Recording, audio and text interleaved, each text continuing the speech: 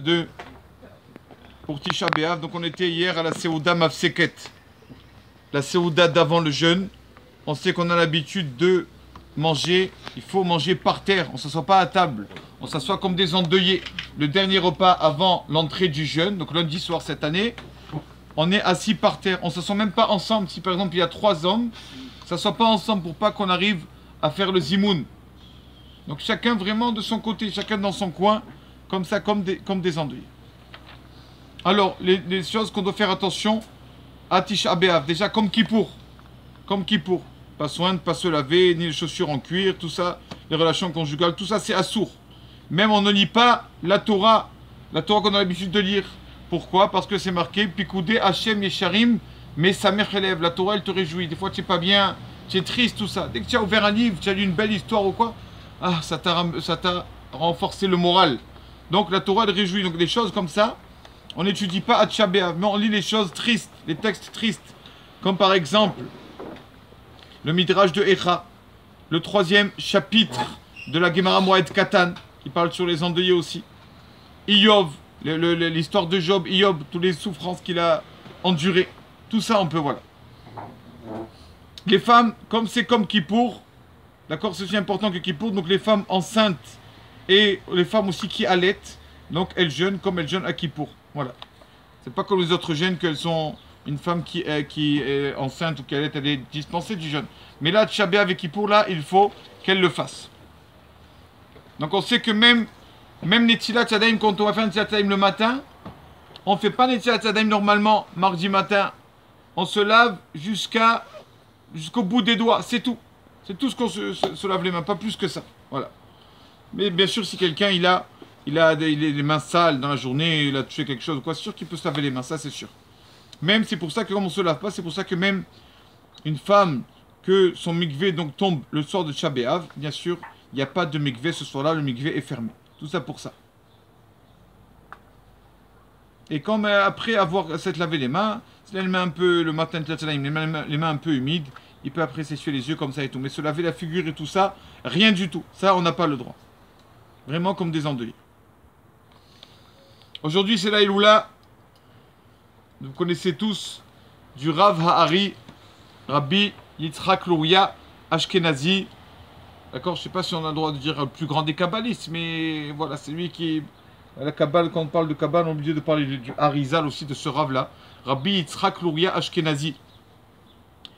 C'est connu qu'il voyait tout. Il voyait sur le front de la personne, il voyait quand il prenait le poignet de la personne, il prenait comme quand on prend le pouls.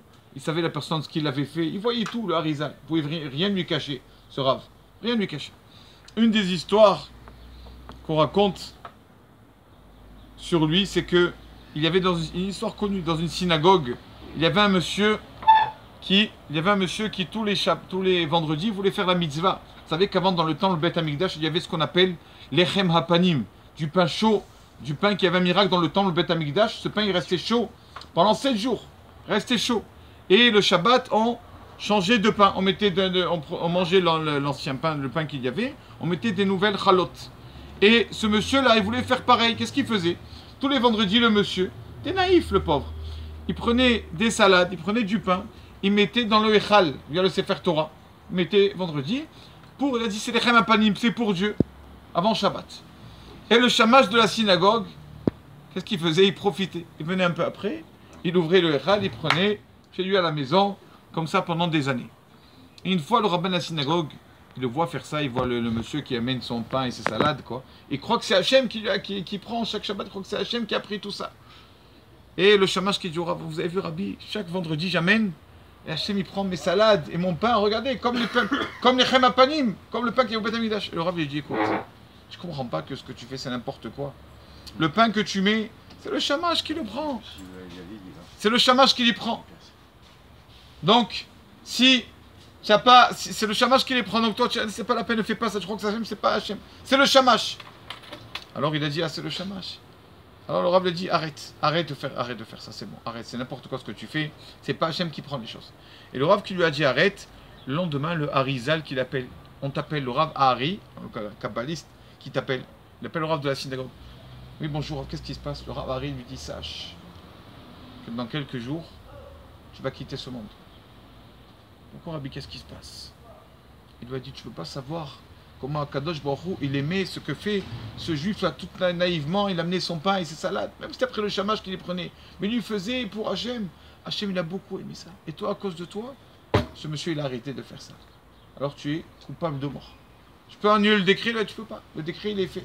Il est comme ça. Il se rave, là, de sa synagogue, puisqu'il a fait arrêter ce monsieur de faire ça. Il est niftar, il est décédé quelques jours après. Il voyait tout, il voyait tout. C'est connu qu'il avait un élève, Rabbi Chaim Vital, en Kabbale. Il lui a pris la Kabbale en 1 an et 8 mois. Il lui a pris toute la Kabbale. Et comment en 1 an et 8 mois? C'est connu parce que, comment il se rappelait de tout ça en 1 an et 8 mois? Parce qu'il a fait boire, c'est connu, le puits de l'eau. Il a amené une fois un samedi soir dans le lac de Tibériade. Il lui a dit, bois cette eau. C'est l'eau du puits de Myriam. Avec cette eau, tu vas te rappeler de tout. C'est ça qu'on a l'habitude de boire un verre d'eau le samedi soir, parce qu'on dit le puits de Myriam tourne. Et je finis avec une dernière histoire, qu'avant Rabbi Chaim Vital, il y avait un autre élève. Il lui a dit, écoute, prépare-toi. Prépare-toi. Demain, on commence à étudier la Kabbale ensemble, toi et moi. Je vais t'apprendre. Avant son élève Rabbi Chaim Vital. Et le lendemain, l'élève qui arrive se prépare, mikvé et tout. Et il vient chez Raïza, il lui a dit, je ne peux pas t'apprendre. Il a dit, pourquoi? Rabbi lui a dit, cette nuit à telle heure, tu as eu telle mauvaise pensée. Je ne peux pas étudier avec moi la Kabbale. Donc il voyait même les pensées des autres, ce tzaddik Rabbeinu Aharizal. D'accord? On dit, j'ai vu hier un rav qui a dit que peut-être que que ça Iloula tombe maintenant, parce qu'on a des jours un peu durs, un peu de rigueur, les jours de deuil, de Shabéav, tout ça, c'est dangereux, ou pas sortir à telle heure, tout ça. Donc pour ça, il y a Iloula du Harizal, Iloula de ce tzaddik, le mérite de ce tzaddik là, qui protège le peuple d'Israël. Alors que son mérite protège le clan d'Israël. Amen.